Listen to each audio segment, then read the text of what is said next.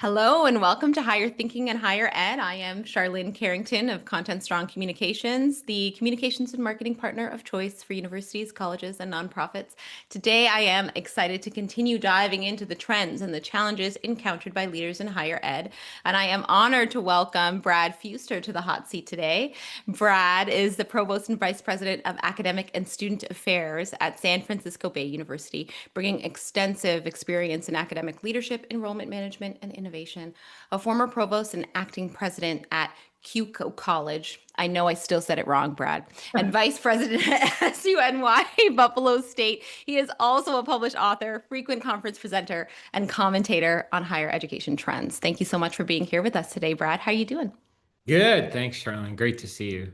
Great to see you. So, as I was saying a little earlier, I think our listeners have had a chance to ideally dive into the conversation we had with Nick also at your institution. But I love doing these. And some people are like, "Oh, you're repeating." I'm not repeating. I love doing these with other people at the same institution because everyone often has a different perspective and a different lens, really, to talk about or to shape what's going on at their institution as well. So, my first question is always, let's back up a little bit. Give me a little bit of the context of you and your role at San Francisco Bay. Tell me a little bit about, how it connects to the university's broader mission around access and innovation and, workforce readiness, et cetera. Sure. Yeah. And it is interesting that you've already spoken with Nick. Nick brings, the 100,000 foot Yeah. layer of resolution. He is setting the vision, and to some degree the strategy. And, one layer down here, I'm in the trenches running around trying to execute on many of those things and advise him as we're executing. So, San Francisco Bay University, I've been here just a little bit over a year now. And I feel like I've accomplished maybe a decade's worth of work Yep. in that year, just because of the speed at which San Francisco Bay University can move. I've been in higher ed my whole career, 26 years let's see, one, two, three, this is my fourth institution. And I've been in public and private and land grant and schools that have lots of resources and schools that have very few resources. Right. I've never seen or known of another university that can move at the speed San Francisco Bay University moves, which doesn't mean we don't have any problems. We do have problems and challenges here, but they look different than what I think most of traditional higher ed is dealing with. And so yeah, it's really a different mindset working at a university like this. We are, I like to say kind of like a startup environment, and it's appropriate because we're sitting in the middle of Silicon Valley, surrounded by the capital of startup incubators. So, yeah, we're doing incredible things. We are committed to access. We have an incredibly diverse institution with students from 45 different countries. And we are leveraging, to the best of our ability, our location, which puts us in proximity with some of the biggest and the best, tech companies on the planet. And so we are very focused on our mission. We are not so easily distracted, and we're working to execute on our strategy. I love so many things that you've said there. And I think you've made some really great points. The first one is this idea that even just one level down, you're so much more so in the trenches, really able to engage with what's happening day to day. Whereby, of course, the top level is very much so the visionary, seeing what's happening kind of in the broader world or in the broader ecosystem. But you get to see the minutia, right? You get to see how one little thing impacts everything in terms of a day to day, right? Which I think is so interesting. But something you said there, I want to just touch on quickly. You said that, San Francisco Bay moves at almost at the speed of light, right? Compared to other institutions, certainly. Why do you think that is? Well, I think we don't have a lot of the barriers that a lot of other institutions have. Where to start? Well, we don't have tenure, which I think allows us certain freedoms that Right. institutions that have tenure, I think have to wrestle with those issues in a slightly different way. And we don't have the really overly burdensome layers of shared governance that I think, I believe in shared governance, but I also know that it comes at the cost of speed. Right. And so here we are very agile. I call the faculty in, we have conversations, we decide things together, and then we immediately start executing on those things. Versus, my past experience in most of traditional higher ed, an idea is brought forward, it's socialized. Yeah. Then maybe a committee is formed and they will study the idea and then make recommendations to another committee that maybe won't act on it for another. And then nobody works over the summer and then they'll come back the following. And then by then the idea is dead. Yeah. Or it's just too many people Landscape has changed so changed drastically. roles. It's the different things. It's now what was a good idea is not a good idea. And there's a graveyard of initiatives that never were brought to fruition. Right. Here, I'll just give you an example. I was talking with the department chair layer of the organization, faculty, and we were looking at how many of our textbooks were available through our library subscriptions. And it was a very large number. It was like 70% are available for free to students. And I said in that meeting, what do you think it would take to get the remaining 30% so that we could say to our students, zero cost textbooks, right? Like, Right. let's just remove that from the total cost of attendance. Let's let our students not worry about that. And in that meeting, they said, well, we can do that. And so we got with the librarian, and this was on a Friday. We said, next year, in the fall, zero cost textbooks. And then we have one of those digital billboards out in front of our campus. And on Monday, I was running by the campus in the morning, and right on the thing, it said zero cost textbooks starting fall. So Amazing. we decided on a Friday, and on Monday, it was happening. It was already happening. And so that's unusual. That's just one example Very of unusual. how quickly we can move and make decisions that really benefit students, right? Like, we are unabashedly student-centered. And so what drives our agility is that, like, we see things that we can do for students and we can just do them immediately. Yeah. That's a huge example. And I think it illustrates it almost illustrates a pain point, quite frankly, in the sector in itself that people aren't always talking about. Really is that idea that there are so many layers of, I don't want to use the word bureaucracy. I come from a government background, but there are so many layers that you have to go through before you can act on an innovation. And you can see, and you know what, it really does make an impact or make a difference in the life of a student. And frankly, coming from a communications and marketing perspective, your ability to sell or share or really demonstrate your value automatically because you have to go through so many hoops, right? Something else you mentioned when we first began as well was this idea that you mentioned problems look a little different there at San Francisco Bay. So my next question is always about, kind of the industry and the shifts you're seeing and how that's impacting your role and within the context of your ecosystem. Tell me why that is. Like, why are problems impacting you so differently? And by you, I mean your institution differently, so much so than others. There's lots of examples and a couple of things that come to the top of my mind. We don't have Title IV funding.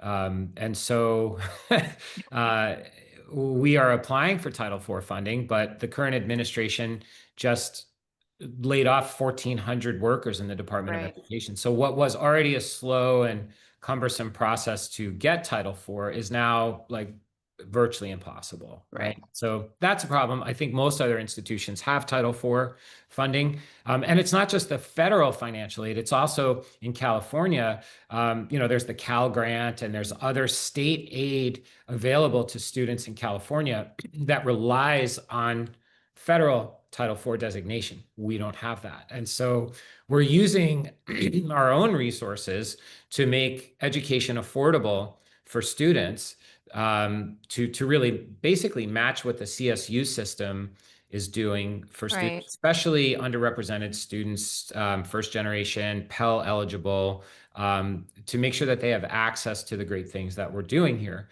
That comes at cost to the university. So we would like to Pass that on. pass that cost on to the federal and state resources that are available. But that's a challenge. That's a challenge for us. As recently as 2 years ago, 95 to 97% of our enrollment was international students. Right.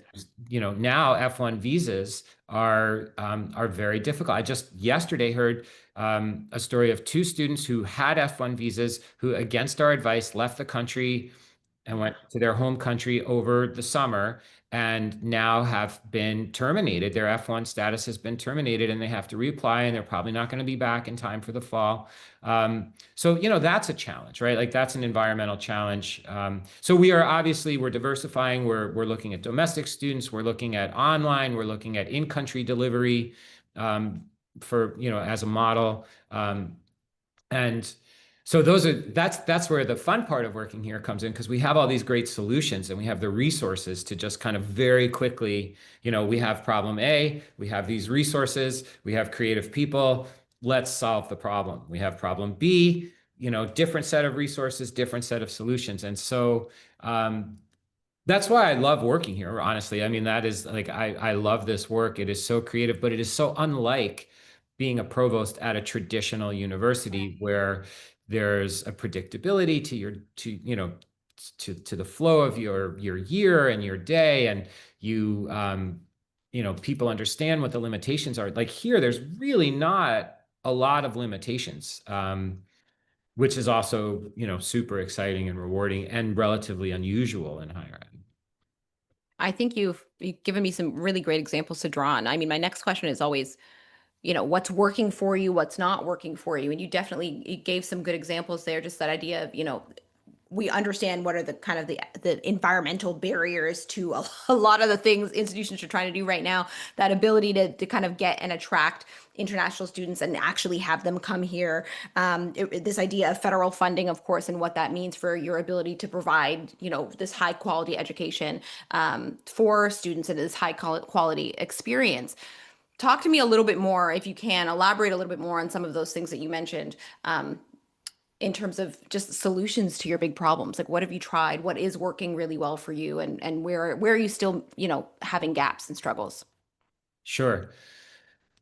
Um, so the examples that the two examples that I gave you of seeking Title IV and working with students who are having F1 trouble, like those are ongoing Issues battles for for sure. us, right? Yeah. Like and And everyone.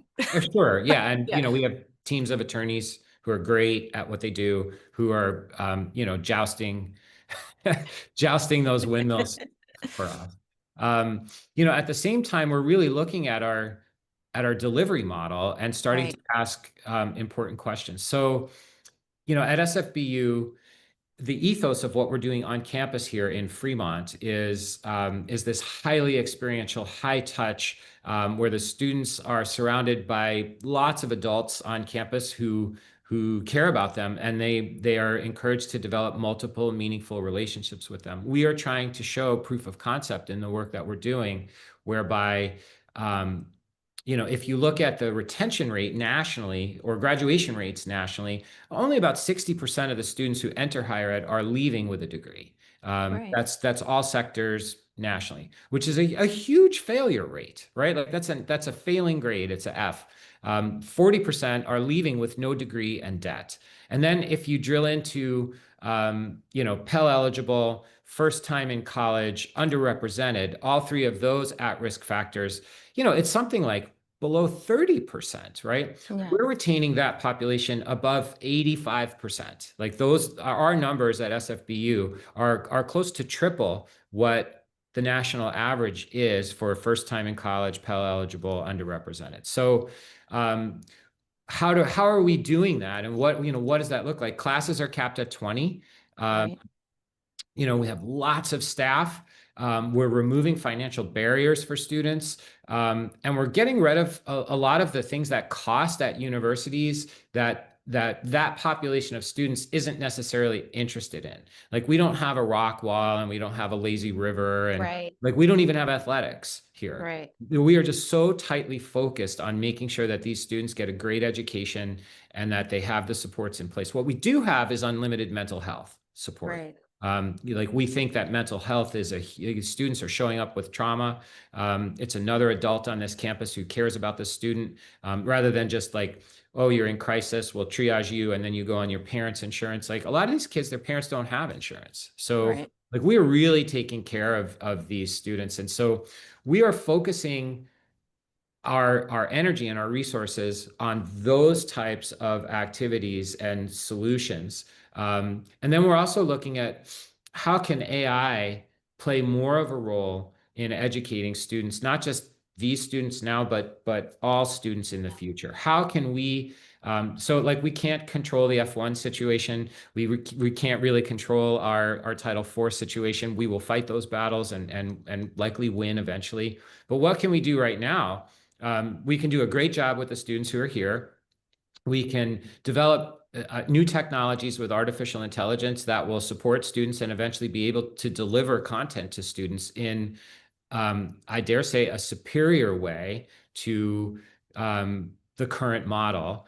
And we can be leaders nationally in trying to disrupt some of the broken stuff that's out there that we know is out that's leading to those really bad retention and graduation rates. And we can show the world, here's how you do it. So that's what's truly exciting about working at SFBU is like getting to tackle those huge problems that everyone is experiencing, not just with a position paper, but like with proof of concept. Look at what we've done. So, that's what keeps me coming to work every day because it is just like monumentally exciting work, and I think potentially transformative for the future of higher education and education, K-12.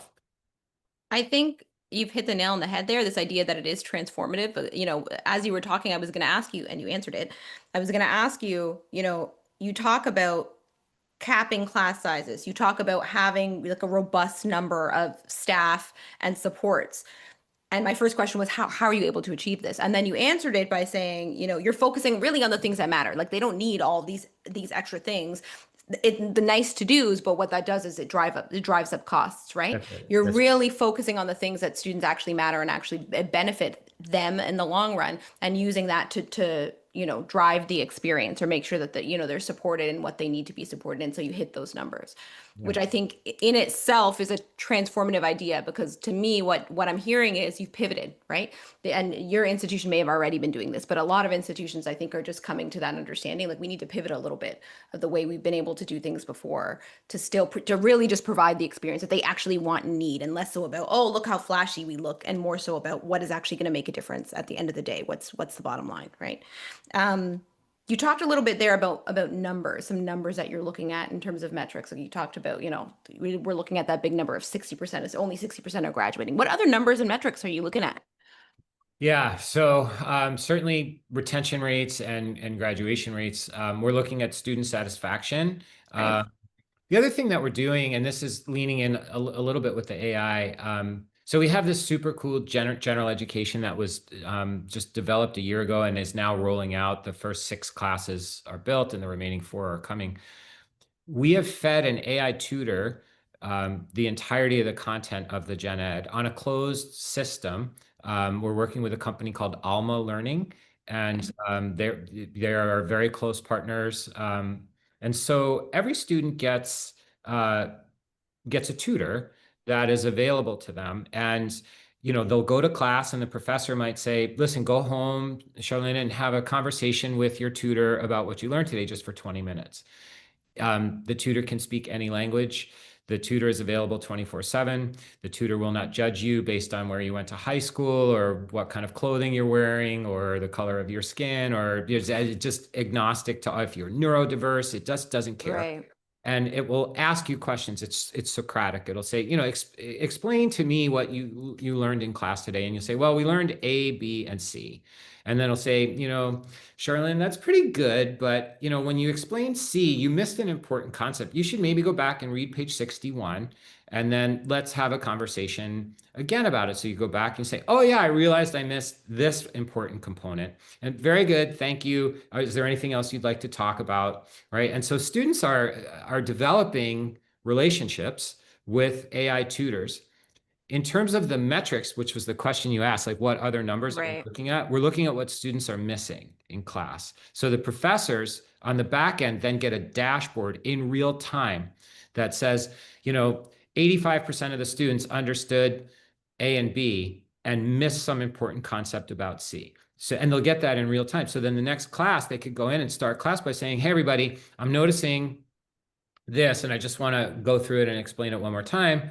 and then go on. So there's kind of real-time assessment and real-time feedback and real-time adjustments to the curriculum based on what students are comprehending or not comprehending, using artificial intelligence in a way to reinforce what they've learned and also understand what their deficits are so that we can bolster them. That is, I think, transformative. I don't know of a lot of other institutions who are doing that kind of work. And our faculty here, like these are people who are in Silicon Valley. They're not bringing necessarily huge careers in higher ed. These are people who work in Right. industry and they're like, oh, right, well, students don't know this. We'll use AI, we'll figure it out and we'll adjust. And so there's a tremendous adoption rate here and a huge eagerness to make sure that this technology is working because at the end of the day, it's about student learning, right? Like we're just hyper focused on making sure the students learn what they need to learn. The real-time adjustment piece, I think, is huge, and I think you're right that institutions are only now starting to understand or to look at this as an opportunity for AI. There's definitely been, as I'm sure you've seen across the board, like a resistance or a fear of what this means for learning. What I think was interesting about what you said there as well is this the idea that a lot of your faculty, where they're coming from and what their backgrounds are. And that does once again differ from some of the kind of bigger traditional like Ivies and so on, where they have people who have just lived in this higher ed space for so long. And then there is definitely more of a retention to do that on the spot kind of adjustment. But I just think it's important. I think it's critical specifically because as we watch how rapidly things are changing right now, just this idea that, the student in the classroom today will need a different skill probably in the next 5 months than they necessarily needed right now. So it really, Right. there's really the idea of making sure that, your students in the class are workforce ready. So I think that's a huge point, Brad. What are you focused on for the next 6 to 12 months? What are your big objectives or priorities that you're really focusing on or working towards? Yeah, there's a couple things on the board here. We have a huge project in Indonesia, whereby 2,000 Indonesian students will be joining SFBU in the coming Wow. fall, doing kind of a second degree. So we'll transfer in 90 credits from their home university. We'll teach 30 credits of our content, and they will get a degree from SFBU at a very low cost, cheaper than the price of a plane ticket. And they will be studying in country, and these classes will be online. And so standing that program up and putting 2,000 more students in, that requires a lot of time and attention. And we've got a great team of folks here, instructional designers, and I have an assistant provost who's dedicated to just that program. And that program really has, in my opinion, kind of an unlimited ceiling. 2,000 students is just the beginning. Indonesia is the fourth most populous country in the world. Right. And they are very quickly internationalizing their curriculum. The Ministry of Education, I was over there a month ago, met with the Ministry of Education and our partners there, and signed 22 MOUs with 22 massive universities that are super excited to partner with us. So that's a big initiative. Bringing to scale all the vision and strategy around what we're doing on our Fremont campus with these students and solving some of the problems we spoke about earlier. Students are coming here next Sunday, right? Like they're moving back in, it's time. Right. And so making sure everybody is super ready from the student affairs team to welcome them, to the faculty, and everything's in place. We are working with WASC, our accreditor, to be one of the first institutions on the West Coast, probably the first to offer 90 credit bachelor's degrees. Forever, the standard has been 120 credits. And if you go back to the history of that, it's really based more on faculty teaching load than on what students need to know. Right. There's a 30 credit gen ed, there's a 60 credit content area. And then we tell students, take 30 credits of anything else without any real direction or focus. So we're working with WASC to be able to issue 90 credit bachelor's degrees in psychology, computer science, and business. And we think that that'll be a game changer for some students. And then the AI initiatives that I referenced earlier, seeing how we can really shift the large philosophy there is how can we shift faculty from being the keepers of the content Mm-hmm. to being the facilitators of student learning. And that's a Mm-hmm. huge paradigm shift. When you and I went to college, Faculty knew everything. Faculty Yeah. were keepers of the content, and they would train us, and then we would go to the library and learn more and write papers, and they would evaluate those papers to see what we know or don't know. Right. That's not the way of the world right now. So how can we shift, like how can we empower artificial intelligence to deliver the content in an adaptive, reflexive, meaningful, highly engaging way for students? And then how can we shift the role of faculty to be kind of the guide by the side rather than the sage on the stage, to encourage the learning, to answer questions, to give career advice, to really cheerlead the student through their learning process, which has traditionally never been the role of faculty, right? Like faculty are there to profess. I will speak to you about the knowledge I have learned in all of these great books I have read, Right. and you will sit at my feet and understand these things and ask me questions. Students aren't learning that way anymore. It's a ridiculous model. There is a better way to teach students, and getting faculty to embrace that, experimenting with that, really pushing the envelope with what artificial intelligence can do. That is a huge initiative here. So, we're working on degrees that will be delivered in that format, and I would say within the next 6 to 12 months, you'll see some of that start to roll out from SFBU. I think, you mentioned it being a paradigm shift definitely among faculty. And I think it's reflective of this broader cultural shift, right? This idea that, all of these students that are incoming right now, they're digital natives. They see education differently. They value it or undervalue it differently. Than definitely generations before, right? And they really, because you almost, higher ed as a sector is fighting against that idea of, well, is this value? Where is the value in this? There really does need to be that shift of, well, I'm not the be all and know it all. You can get wonderful experience out here doing these different things and learning from different ways and different models, specifically when we have students that are there, using their AI in different ways on their own. How do you Right. now bring them in and say, well, you're using this on your own. You're doing your own learning here. We're actually trying to help you and facilitate it and make it that much better. And so to me, it's more so even just, the paradigm shift for faculty members. It's really reflective of the cultural shift altogether, right?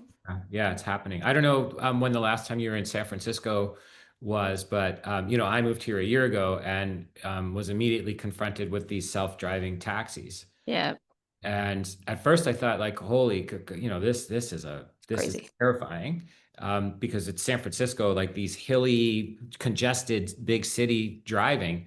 How can these things do it? And then, you know, out of curiosity, download the app, get in the car.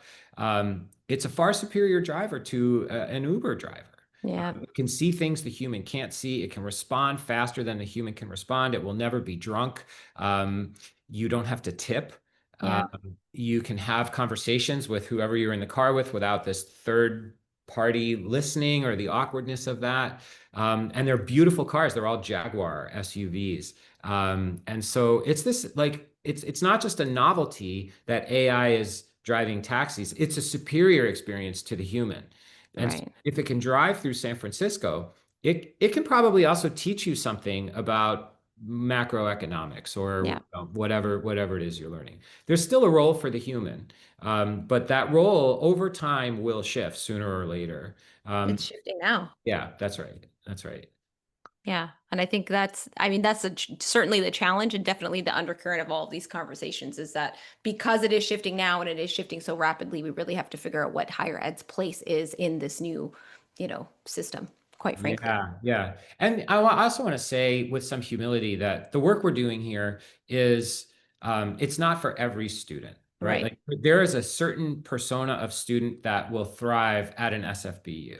right, And there's a certain persona of student who will thrive at an Ivy League school or at a small liberal arts college or at a large public or, all of the institutional types, I think will match with the way a student learns, but let's keep the focus on the student, right? Like there is a student that we are serving by doing the work that we're doing. And I think eventually the pressures on just financial pressures on institutions, you're already seeing, 2 universities a week close or yeah, consolidate. like 100 a year are Yeah. closing. And so there is this consolidation of the sector, which will force the kind of disruptive things that I'm talking about here. It will force the sector to, either adopt some of the principles that we're showing will work here, or perish. Yep. And it's going to be interesting to watch this shake out over the next decade or so, as the pressures aren't going away, right? There's a demographic cliff. There's kind of a broken business model where students' willingness and ability to pay is going down, while institutional costs continue to rise. The White House policies are also putting pressure on the research dollars, on visas, on Title IV. All of those things are really insurmountable. It's like an ice age will happen, Yep. Yep. and a new environment will emerge out of it. So you mentioned just there, and I promise this is my penultimate question. I mean, I promise you. I'll You, talk to you all day. I love this. I love this. I love this stuff too. Yeah. But you mentioned just there this idea that, SFBU isn't for everybody. You're looking for a specific student. You have specific things to offer to to a specific student with a specific mindset. How do you find them? What do they look like? What are they to you? Well, they're here in California, right? Right. Like, we're situated kind of halfway between Oakland and San Jose. Um, And California, without getting into the technicalities, has these A through G requirements if you Okay. want to go to a CSU. And if you don't have those, which many, I dare say millions of students do not have the A Right. through G requirements, then your only option is a community college. And Right. not that community college is a bad option, maybe a great option for some students, but we are also a great option for some students. Our Right. class, for all the reasons, our classes are capped at 20, unlimited mental health support. We have a startup scholars program where students get free room and board, they get a computer, and they get $10,000 to launch a passion project when they graduate. So that's better than a community college, right? Yeah. Like that is Yeah. going to be a more successful option for that student, and they are thriving. That population here is really thriving. So in California, we don't have to look far to find that student. Just like there's Marriott and there's Hilton and there's the Mandarin Oriental, Yeah. and then there's Airbnb, which for some people, they want the Airbnb. They don't want the concierge. They don't want all the stuff. They want a home that they can use the app, and there's just no people. And so a challenger brand like Airbnb isn't trying to be the biggest and the best and the biggest brand in their vertical. They're trying to serve a Specific. portion of the population that is either underserved or unserved by the current models. So we're providing that option for students, and there's millions of students for whom this would be a great type of education.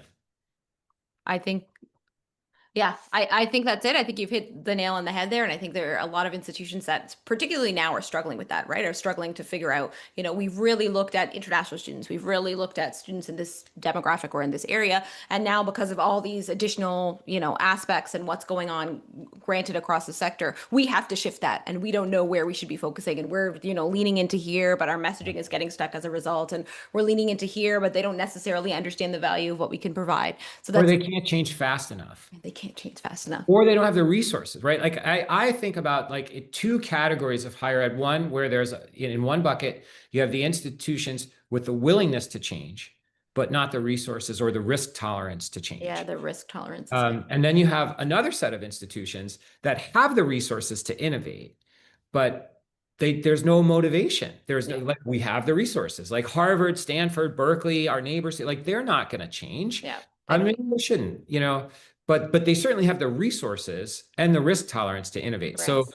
then you find the Venn diagram of like schools like SFBU that simultaneously have the risk tolerance and the resources and the will, the political will, the desire to innovate and do something different. And that's a very small subset of institutions. SFBU is one of them. There are a few others, but we're in this very unique space where we Right. have both. Right. I think you are in a very unique space. I think, certainly this conversation and the conversation we had with Nick also really drove that point home. My last question for you is the magic wand question. I ask everyone this question, and some people love it, and some people don't know. They don't. I don't know what to choose. If I gave you a magic wand right now, and you could wave it instantly and fix one major, it doesn't need to be one. How many ever challenges that are currently in your way, in your world, that are, creating a barrier for you being able to do what it is that you want to do? What would that barrier be that you would remove, and what would that mean for your team?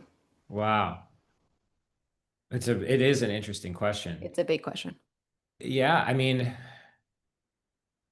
we don't have a lot of barriers here. That's good. That's the best answer ever. Yeah, we really don't have a lot of barriers that we don't have the resources to navigate around. The barriers that are in my way right now, my way, our way, as an institution, I think are legislative and bureaucratic. Right. They are, um, we're working with WASC to get these 90 credit degrees stood up. That is a difficult process. We are working with the federal government to get Title IV designation and the F1 visa issue. Those are really difficult. So I would remove some of the layers of bureaucracy that are sitting on top of the institution. Right.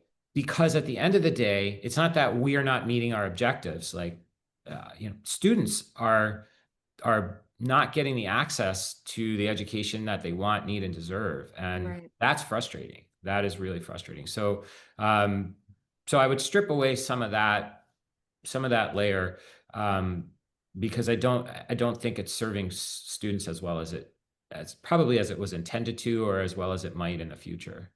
And when we see that, there's often a direct correlation between, the barriers to students and therefore barriers to broader society, right? If you have people who are not in the schools getting trained with the specific skills that they need, then it trickles down, of course, across society. Of course, yeah. A more educated society is the society we probably both want to live in. Right. That's it. That's it. That's exactly it. Brad, thank you. I Thank took you. up a What a ton of your pleasure. time today, but No, thank what a you. blast. What What a what blast. an amazing conversation. You have such a wonderful depth of experience, and I knew it when we started that you would have such a different perspective than we've heard before. To our listeners, to our watchers, I hope the episode sparked ideas, affirmed your own experiences, or I don't know, helped you see a challenge in a new light. If you are a leader in higher ed, if you are someone like Brad, if you are in communications or marketing or advancement or enrollment, whatever, and you want to contribute to this conversation, I would love to hear from you, because the truth is we're going to ideally create a shared roadmap for the future of this field. So let's get to work. Thanks so much, Brad. Thank you, Sharon. What a pleasure. Appreciate it.